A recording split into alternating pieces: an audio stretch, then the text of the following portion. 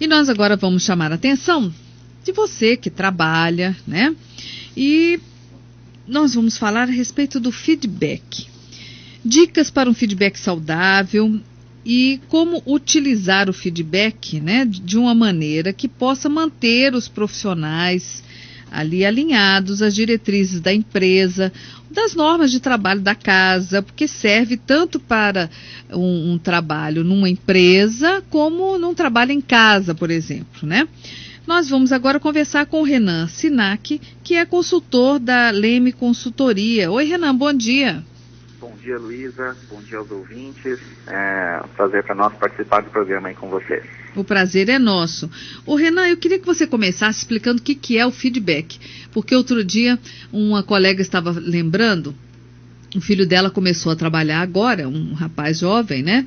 E disse que na empresa deles tem um tal de feedback. Mas o tal do feedback é falado mais como um terror, entendeu? Se você chegar atrasado, você leva um feedback. Olha o sentido da coisa. Então, eu queria que você aproveitasse para explicar direito o que é o feedback. Pois é, Maria Luísa. Luísa, desculpa.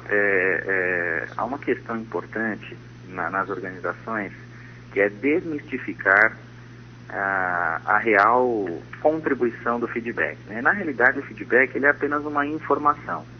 O problema é que para muitas empresas, no momento do feedback, ele fica, na maior parte das vezes, associado ao retorno de uma avaliação de desempenho, de uma avaliação de competências. E esse retorno pode ser positivo ou pode ser recheado de oportunidades de melhoria, fazendo com que muitas vezes as pessoas acabem ficando receosas desse momento, né? Mas imagine só, por exemplo, tem um foguete para ser enviado para a Lua.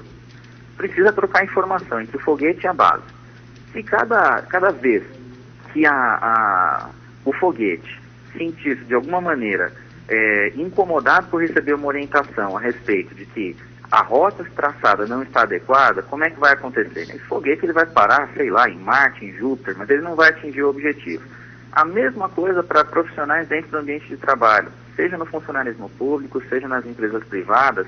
Essa troca constante de informações é que assegura um caminho perfeito para a empresa, ou se não perfeito, um caminho mais adequado para que ela atinja seus objetivos. E isso contribui tanto para o colaborador atingir suas aspirações de carreira profissional, quanto para a empresa atingir seus resultados em termos de aumento de participação no mercado, rentabilidade.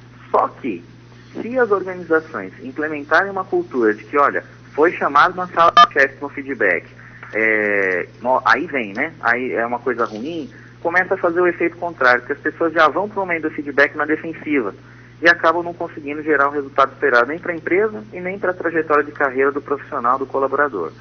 Então a gente pode dizer, desculpe, feedback é informação, né? Uhum. A gente pode dizer então que o feedback não pode ser dado só na hora de chamar a atenção, né? Para não ficar com essa conotação negativa. Exatamente, Luísa. Essa é uma informação importante que você está passando aí para os nossos ouvintes, porque feedback, existem diversas técnicas, diversas metodologias, mas existe um ponto em que todas elas concordam, né? Por exemplo, se você tem um profissional que está com algum desvio de desempenho, algum desvio comportamental, você vai lá e você vai dar um feedback corretivo, né? Chamado feedback corretivo. Qual o objetivo desse feedback corretivo? Fazer com que ele mude a rota, para que ele possa acertar, ter um desempenho melhor.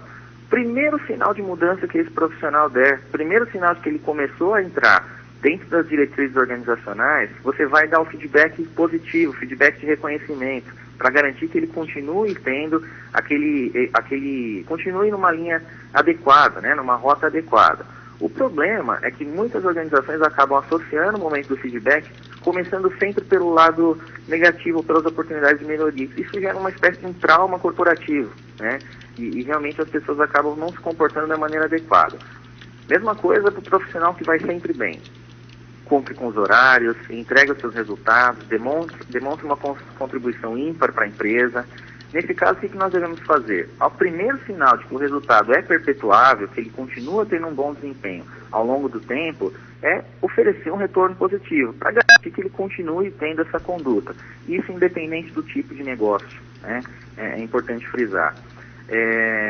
Tem um ponto importante também a respeito do feedback, Luísa, que é assim: existe lá aquela chamada avaliação de desempenho e avaliação de competências, né? O líder começa sempre nesse retorno falando dos pontos que o profissional tem a melhorar e acaba esquecendo de falar os pontos em onde a contribuição dele foi realmente representativa. Novamente, nós estamos gerando aí, nessas empresas, um sentimento de que o momento do feedback ou a palavra feedback fica associada somente a coisas que eu tenho a melhorar e não ao reconhecimento das coisas onde eu contribuí. Então é importante o feedback de mão dupla e também com 2 temas, né? O tema dos pontos onde você contribuiu e dos pontos onde você precisa melhorar. Perfeita essa afirmação. Uhum. Agora, é importante a gente perceber, então, que o chefe, que é como a gente chama normalmente, seja lá o supervisor, a patroa, né? Que o chefe acompanhe de perto o desempenho daquela pessoa na função, né? Para poder fazer a orientação, os elogios e tudo no momento certo. Sem dúvida, Luísa. Na realidade, nós sofremos hoje uma escassez de líderes, né? E liderar não é apenas você ter um cargo, ter o posto de chefe, ser o patrão, para quem tem aí a empregada doméstica, né? Na verdade, liderar é compreender ali os momentos em que há um desvio desse desempenho do profissional, talvez até por questões pessoais, né? Um problema financeiro, um problema de saúde na família.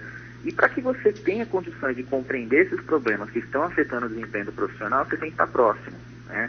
Não vou falar para você que é uma atividade ou que é um comportamento fácil ou simplificado por parte do líder, porque realmente não é, né? Isso depende muito de uma questão, ter a condição de ter essa proximidade e ter também o desejo, a vocação para participar do processo de liderança, né? Mas a proximidade é fundamental, senão realmente a gente não consegue descobrir o que está levando esse profissional a ter um desvio de desempenho, né? E para conseguir avaliar, precisa ter condições de mensurar e para isso é necessária a proximidade, sem dúvida. Que aí voltando para aquela história, investigue os fatos a fundo, né? Não adianta pegar só a parte superficial e detonar por ali sem saber o porquê que aquilo aconteceu. Porque às vezes a gente vê muito em atendimento, por exemplo, ao público, né, Renan? Às vezes você é mal atendido porque aquele profissional não foi treinado para atender o cliente, não é verdade? Esse é um outro problema que nós temos, Luísa. A gente parte do pressuposto que as pessoas já sabem o que tem que fazer. E isso não é verdade, né? Cada empresa tem o seu estilo, tem os seus valores, tem o seu perfil de clientes. E para cada uma delas há uma expectativa diferenciada a respeito de como as pessoas devem se comportar, né? Aí a gente parte de um pressuposto. Esse líder, ele não está disposto muitas vezes a ter ali uma aproximação com o seu profissional. Naturalmente, essa aproximação não acontece, né? O profissional não sente uma abertura para dizer para o líder, para o chefe, para o gestor, o que está levando ele a ter um desvio de desempenho. Entra o terceiro fator, falta de treinamento inadequado, muitas vezes até um problema na seleção, porque você seleciona errado, depois começa a exigir questões de profissionais que não têm condições de entregar. Final das contas, o que nós temos? Um ambiente de total insatisfação da empresa para com o seu profissional e do profissional para com a empresa também, né? Porque até Sócrates já dizia há muitos anos atrás, a felicidade está associada ao labor. Então, se você não consegue sentir-se feliz no ambiente de trabalho, naturalmente você vai ter desvios de desempenho. E aí, esses desvios são ocasionados por diversos fatores, dentre eles a questão do feedback e da falta de treinamento, como você mesmo citou. Então tem que ter atenção nisso. E a gente vê o treinamento, inclusive dentro de casa, né? Que a pessoa contrata, por exemplo, uma empregada, uma babá, né? Ou numa loja contrata um vendedor, uma coisa assim. Mas se esquece do principal, que é treiná-lo para atender de acordo com o que você gosta, né? Ele pode até ser uma ótima empregada na outra casa, que tinha outros costumes, outros hábitos, gostava de outras comidas, por exemplo, né? E aí, quando chega naquela nova, se você não se dedicar um pouquinho, você acaba, às vezes, perdendo um ótimo profissional porque não soube treiná-lo, né? Com certeza, com certeza. há um ponto também, principalmente para os profissionais, empregada doméstica, babá, né? Na maior parte das vezes não são trabalhos onde você é tão requerido numa questão técnica, porque são trabalhos que você acaba tendo um aprendizado por meio da vivência, né? Uhum. Então, o próprio caso da empregada doméstica. Só que a parte comportamental, por mais que eu tenha dado super certo no meu antigo emprego, não quer dizer que o meu novo patrão, que minha nova patroa, gostem do mesmo perfil de comportamento, né? Tem pessoas que gostam de profissionais mais introspectivos, tem pessoas que gostam de profissionais já que sejam mais falantes, né? Até a questão simples, como por exemplo, a forma como você passa uma camisa, dependendo de quem vai utilizar, gosta da maneira X ou gosta da maneira Y, e muitas vezes a gente associa a questão do treinamento só para a empresa, né? Mas isso não é verdade. O profissional que trabalha nos lares aí por esse Brasil também precisam de instruções e treinamento. Só que a maior parte das pessoas acabam dando mais valor para aqueles profissionais que já vêm prontos. E é muito difícil você contratar alguém de fora que já venha pronto. Seja para trabalhar na sua casa, seja para trabalhar na sua chácara, seja para trabalhar na sua empresa, né? Você vai precisar investir em treinamento. E é de fato um investimento. Agora há um ponto, tá, Luiz? Uhum. A gente percebe que muitas vezes o investimento em treinamento nas organizações, ele acaba sendo, às vezes, mal direcionado, né? Então, o que se faz muitas vezes? Por exemplo, precisa dar um treinamento de um sistema para determinadas pessoas. Só que não se faz um levantamento se algumas daquelas pessoas daquela mesma função já têm aquele treinamento. Então, o que acontece? Muitas pessoas, muitos profissionais vão para a sala de aula, vão para o treinamento, sem um estímulo verdadeiro que justifique a presença dele lá. Então, alguns já sabem aquilo que está sendo passado, outros entendem que aquilo não vai agregar para a sua função. O que isso gera? Desperdício de dinheiro para a empresa, que ela está investindo num recurso, num treinamento, e na realidade, por que esse desperdício está ocorrendo? Que não foi feito um levantamento de quem de fato precisa daquele treinamento.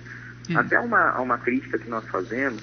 Nós só temos mais 30 segundos. Nós só temos mais 30 segundos. Ok. Já vou encerrar, então. Certo. Então, a dica que nós damos é assim, para que você tenha lá um desenvolvimento saudável dos profissionais, começar por um processo de treinamento, avaliação de desempenho e feedback.